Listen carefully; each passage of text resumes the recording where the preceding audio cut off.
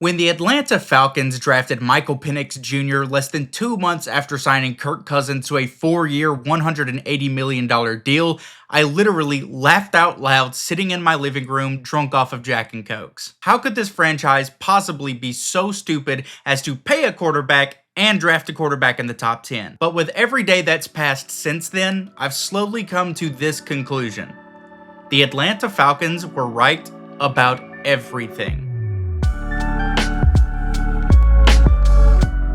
When the announcement came out that Kirk Cousins was getting benched, the general consensus was that the Falcons wasted all of that money on a bad quarterback. I'm here to tell you that drafting Michael Penix was not a mistake, and giving all of that money to Kirk Cousins was also not a mistake.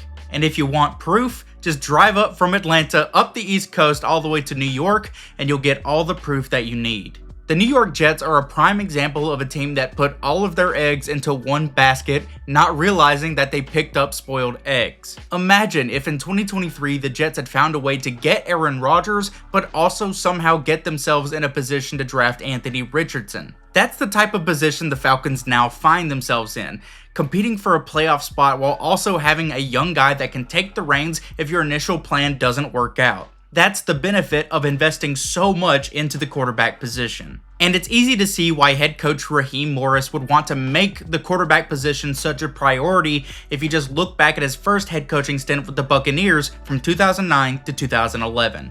In his 3 seasons in Tampa Bay, Raheem Morris had a carousel of underwhelming quarterbacks, including Josh Freeman, Byron Leftwich, and Josh Johnson. None of these guys ever had a completion percentage above 63%, and most of their touchdown to interception ratios were about 500 or worse. So when Raheem Morris found himself in a position to take over a team with a playoff caliber roster and a huge hole at quarterback, he decided that he would not fail the same way he did last time. He could not go into the season without a contingency plan at the most valuable position in sports. If Kirk Cousins had returned to form and began playing at a near MVP level like he did last year, this Falcons team would be a contender to win the entire NFC.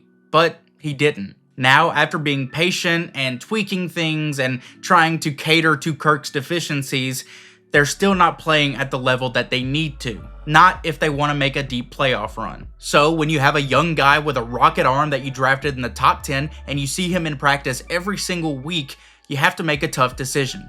Does Michael Penix give you a better chance to win?